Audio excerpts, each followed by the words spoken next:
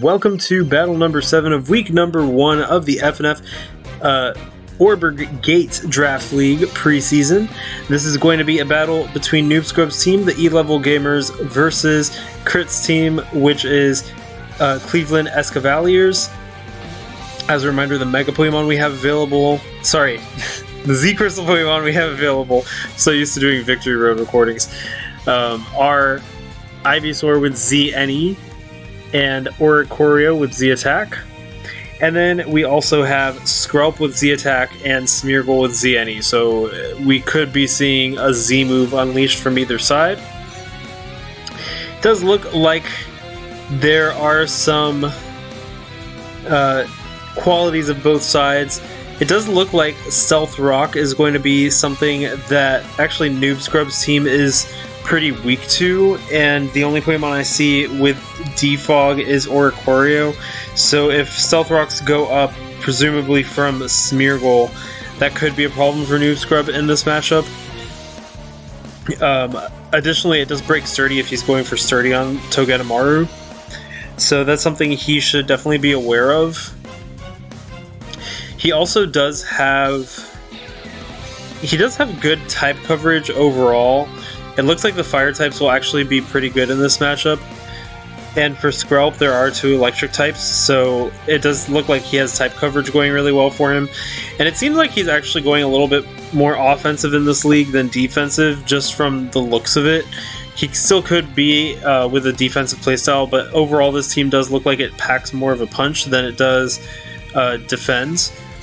And on Crit's side, it does look like Crit has the element of surprise with Smeargle. We could possibly see that as a lead, or we could even see that as a setup I mean, we really don't know what Smeargle's going to do in this matchup. Interesting Pokemon all around. Yanma's going to be really good for outspeeding things, although it may struggle against those electrics. Quilladin looks like it could be very good if those fire types go down. And Skrelp is going to be useful in taking down those fire types. Overall, it does look like he has a little bit of a type disadvantage in this battle, based on just the composition of Noob Scrub's team. But he does have some Pokemon that can really help in taking down that team, and Machoke looks like it's going to be really useful as well. Oreburgh will be very hard for him to deal with because it just hits everything pretty hard. But Machoke could get pretty much the rest of the team. Even Breaksin doesn't really want to go against Machoke because knockoff. So just something to keep in mind. But let's just jump in and see how this battle goes. Sure, it'll be an interesting one, and let's go right into it. In terms of lead, I'm going to guess Smeargle for Crit, and okay, it looks like we actually have nickname the Combuskin. Noob Scrub finally remembering to nickname his Pokemon. Versus Da Vinci the Smeargle, a good name. Smeargle's going to go for the Spore, causing Combuskin to fall asleep, which is good for Smeargle because otherwise Combuskin would have been able to hit extremely hard. Combuskin going to boost its speed now, but it is still asleep. It's running in its sleep. And brilliant name, the Ivysaur is going to come out to face Da Vinci and face a taunt. Ivysaur, I'm going to guess Ivysaur does not want to be taunted based on the fact that it could have Leech Seed, for example, as a move.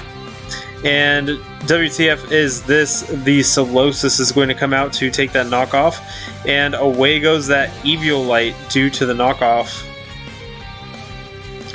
A nickname, the Togedemaru, comes out to face this Solosis, who sets up a Reflect now.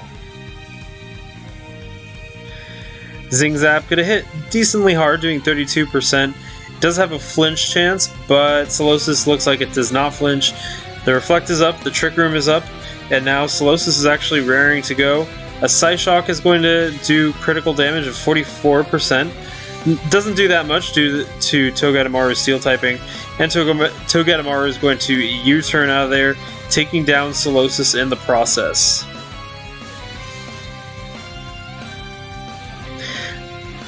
And a name, the Breaksin's going to come out. Trick Room could be very good for Skrelp and Machoke. Actually, there's Skrelp right now. Shrelp the Skrelp. It will go first due to the Trick Room. And Breakson's going to use Protect to actually stall out a turn of that Trick Room. And Skrelp is going to go for a Rain Dance, probably to boost some of those water moves.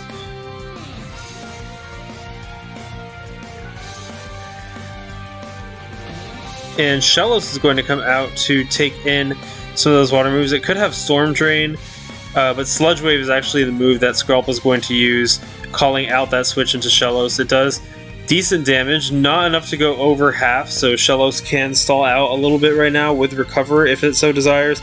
But Machoke, you can't see me, the Machoke is going to come out to take on this Shellos, who indeed goes for the Recover.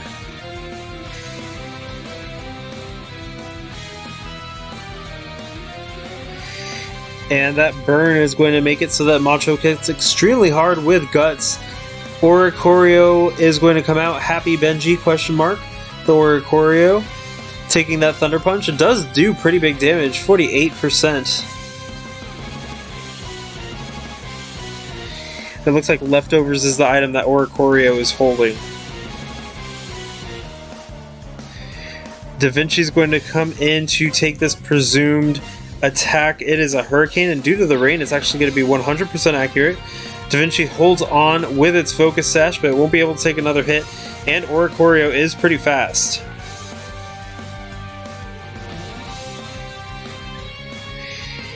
And the Spore is not going to connect due to the fact that Sleep Clause is on and Combustion's already asleep, but Air Slash will take down Da Vinci. An unfortunate situation, sometimes people just forget that a Pokemon is asleep on the other team, and that's basically like a wasted turn because of Sleep Clause. Without the Sleep Clause, or without Combustion being asleep, that actually would have been really useful, because Oricorio does look very terrifying in this matchup. And Dragoon is going to Protect to scout out that next move, and also to go for that speed boost. I'm assuming Yanma will be faster than Oricorio now. Air Slash does hit, hoping for that flinch. Will it happen? It looks like there is no flinch, and Revelation Dance is going to take down Yanma as well.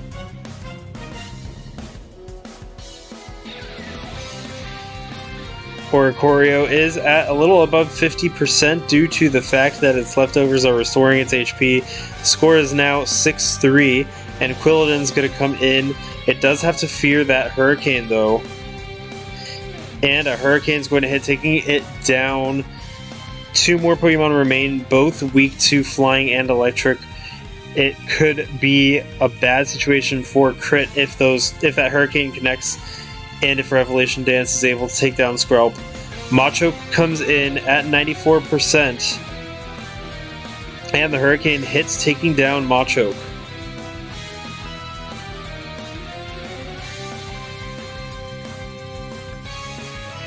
The last Pokemon on Crit's team is Skrelp.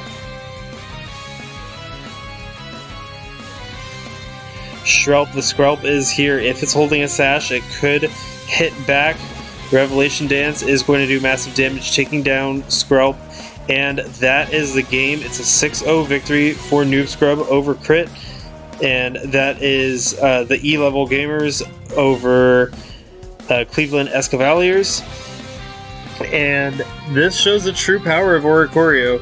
People slept on Oricorio during the draft, and only one Oricorio was picked actually, and it was this one.